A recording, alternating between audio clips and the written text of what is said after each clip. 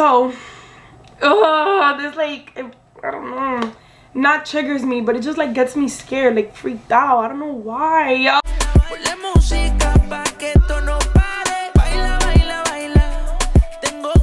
Hey guys, what's up? Welcome back to my channel. If you're new here, I'm Leah, and welcome to my channel. No! Video was suggested by... So today I'm going to be doing a story time of the day I almost got my house broken into. Like, oh, and there's actual live footage, so I gotcha. This was July 14th day. My mom had a wedding to go to, her friend's wedding, but she was like the bridesmaids, whatever, one of the bridesmaids. And yeah, so she left the house early, and then my stepfather stayed in the house from really early in the morning till like 6. And remember all of this because it's very, very important. So there's people that live on top of me, and then people that live under me. So it's like a multi-family house, right? Okay, remember that. So my stepfather was here from almost 6 o'clock in the morning till 6 o'clock in the afternoon. So he was here for a long period amount of time. He left, whatever, and then my neighbors, we have a backyard, and we kind of share it, but it's mostly theirs because they're like the owners of the house, I guess, whatever you want to call it. And they were having like a little get together. So whatever, you know, people come in through the front and they have to go and walk through the back. Whatever, I'm gonna change her name, so, because, you know, I don't want to give personal information out. So pretty much, me and my brother were like, I was in my room, he was in his room. I think I was texting one of my friends. I don't even remember what I was doing. 8:55, 8:54, around that time. So somebody rang the doorbell. Mind you, at this point we're home alone because my stepfather left for the wedding and my mom was already there, so it was just me and my brother. And you know, we're at that age where we're fine being left home alone. Like, I'm 15, my brother's 14, we're fine, we can handle. So somebody rang the doorbell, and people usually get like the floors confused. So technically we're the first floor and they're the second floor, but people don't, if you don't live here, people don't really know that. So they rang the first floor thinking that, because you know, usually you count from 1 and 2, but they counted as 1 and 2, which makes no sense. So they rang the first floor, which they meant to ring upstairs. So that happens a lot because I live in a multi-family house and people don't really know like the difference. So this like, I don't know, not triggers me, but it just like gets me scared, like freaked out. I don't know why. They rang the first doorbell, and which is our floor, number 1. So Benji went, and you know, I'm a very nosy person. Like, when it comes to people who ring my doorbell, like, what are you doing at 9 o'clock at almost 9 o'clock at night ringing my doorbell? So me and Benji both went, and we have like a window, and through that window you could see who's standing right at the front. So we look, and it's somebody we don't know. So we went to our room. Benji left first. I don't know, but I just stayed. I should have never stayed. So I stayed like 30 seconds longer than Benji, and I was walking back to my room, and then I heard somebody knocking like on my door, but I wasn't sure if they were knocking on my door or not, or if they were knocking still on the front door. So at this point, I heard the guy asking Tiffany, I'm gonna change her name, asking Tiffany, oh, are people home? And she said yes. She said yes, I saw them. How did you see me? I have not seen you all day. But she said that she saw us, like she saw there was movement in the house. Okay, I have never seen this guy in my life. I remember him, he had like a red shirt. He was like bald-headed, like he had no hair, and that's all I saw. Like, why would I pay attention to somebody I don't know? Like, you know, whatever. So she let him in through the front door, which means now he's like in the lobby. It's not really a lobby, it's like a square where it's like to enter my house and then to go up the stairs to her house. I go back in my room, and that's like when I'm walking back, that's when I hear the knocking. So I'm like, what? Like, what's going on? So then I stayed out there, like in the little hallway between me and my brother's room, because I wasn't sure. So it's like I'm right here and the door is like right here. So I'm like, what? Like, I didn't know if it was like for sure knocking or not. So at this point it's like 8:59, 8:58. Like, this all happened really quickly, so bear with me.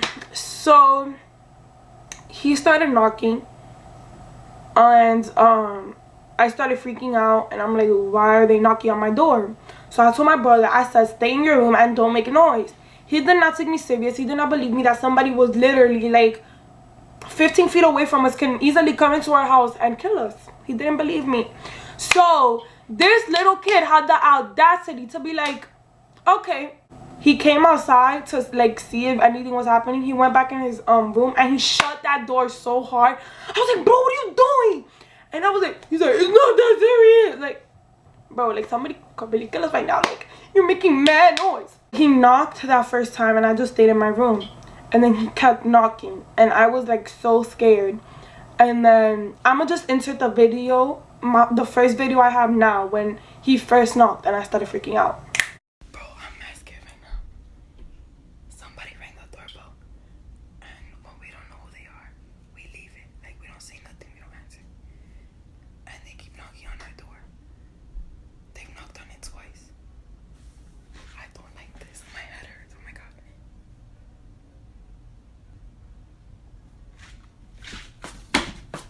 I'm gonna take off my sandals because they make mad noise. Yo, I'm so scared. Maybe I'm just overthinking it. As you could tell, I was really scared and I did not know what to do. Like, I already knew, like, if anything happened, call 911. But literally, I've only called 911 once in my life. So in the video, when I say that they knocked on the door twice, they knocked on it once but rang the doorbell. So I said, like, they knocked on it twice because whatever. So then that was at 8:59, literally 8:59. The next video was also at 8:59. At this point, I heard him and I was just like, I have to stay outside. So I have my bats, like I have two softball bats, and I knew, I was just like, you might have to use this today, Leah. Like, I was just mentally preparing myself, but I do not do good under pressure. So I started freaking out and I was like, relax, and I just could not. So I threw both of my bats on my bed. I took my phone and I just started recording just in case anything happened. Normal YouTuber stuff, you know? Started recording again. I went outside, and when I went outside, I like, cause his car was in the driveway and I saw it. It was like a black car. It was like a little car. I don't know how to explain it, but not one of those like trucks. Not truck, like one of the big ones. It was a tiny car. Like, I don't know how to explain it. I was calling somebody on the phone, and at this point I thought, I'm going to die. Like, who is he calling? Why is he calling this individual? And if you listen really closely, you can actually hear the phone call. I'm gonna insert the video in a bit, but you can actually hear him calling and the phone ringing, and it says, leave a message for the person's name. I don't even remember what it was. And then as soon as that person didn't pick up, he hung up the phone, and you could hear how loud that knock was, because it was literally, this is the door, this is me, and then this is him. So the door was like, I'm right here and he's right here. Like, literally there's a door separating us. Like, if he had a gun and shot right through the door, I would have been dead. Like, literally, oh my god. Ugh. So that's how freaking scared I was. And you're gonna see in the video, I start freaking out and I'm about to cry. I'm gonna check if they're still there.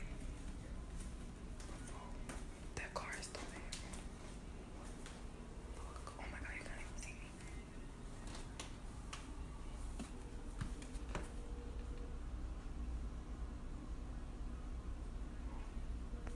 They're calling somebody on the phone outside.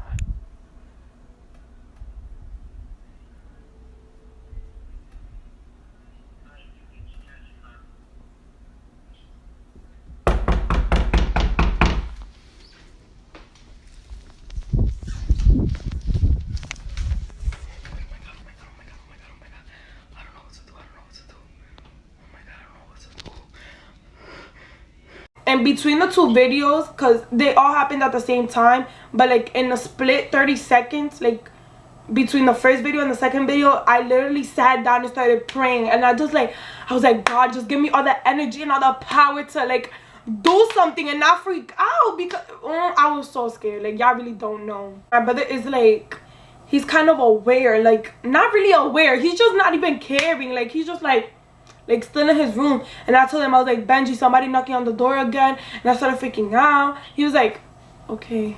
And he just stayed there. Like, he was like, I wouldn't say that he's nervous. He was just like, he didn't know what to do. Like, not even that he was in shock, he just did not know what to do. So after that last video, I called my best friend, because I really did not know who to call, because I have like people that live close by me, and I didn't want to call my mom and freak her out, because she was all the way, she was so deep. Like, she was like, if I would have called and told her, oh, somebody's knocking on the front door, it would have took her 35 minutes to get here. And I was like, I'm not gonna freak her out, she's already stressed enough. And I didn't want to call my stepfather either, because no, I wasn't gonna do that.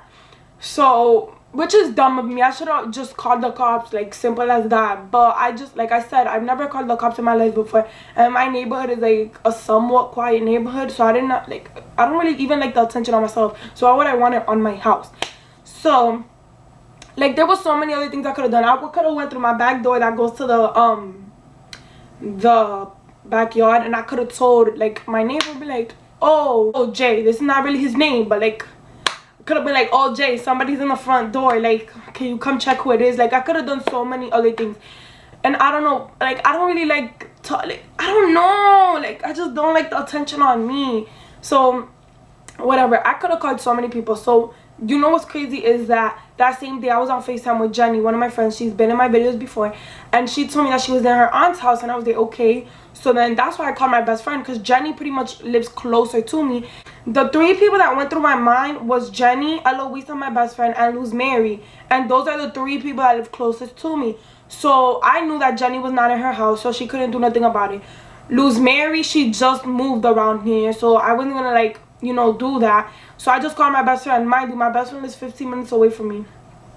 That's like, you know, like, Jenny lives 6 minutes away from me, and then Luz Mary lives like 8-10 minutes away from me. So like, Jenny wasn't home, I didn't want to call Luz Mary, so I called my best friend. And I was just like, bro, I'm freaking out right now, can you like help me, like, not be stressed, da da da. So I'm FaceTime her in my room, because I started freaking out. But at this point I already had my bats in my hands. I was like this, I had this bat like this, and I was like that, like I was shaking, and I had it in between my legs, and then I was holding my phone like on FaceTime with her, right? And then what's it called, when we were on FaceTime, she was just telling me, like, relax, nothing's gonna happen, you'll be fine, da da da. And I was like, okay. So she was like, oh, she was like cooling me down, like helping me like relax. And while we were on FaceTime, I heard like the car zoom by, and I was like, I don't know if that's them, like, let me just go check. So I gave it like another, I lied, I think I took another video after that. It was 9:01 at that point, and I was just freaking out. And I think that's when, like, I think that was right before I called my best friend, and then she relaxed me, whatever. So I went outside while I was on FaceTime with her, and I looked under, like, the door, because you could see if there's people there, and there was nobody there. And I looked outside, and his car was there. And then my mom got home, I explained to her, and then they were like, Leah, you should have just called the cops, this and that. And I was like, yeah, and I just started freaking out even more. And then that day, I was like mad scared, and like to this day, I am still paranoid. Mind you, today is the 22nd, and this happened on the 14th of this month. But I'm still paranoid. Like, everything just freaks me out. Like, if I hear one little noise in my house, I'm like, ugh. Story when I almost got my house broken into. So don't forget to like, comment, and subscribe. And if you have any video ideas, suggestions, comment them down below so you could get a shout out in my next video. Bye.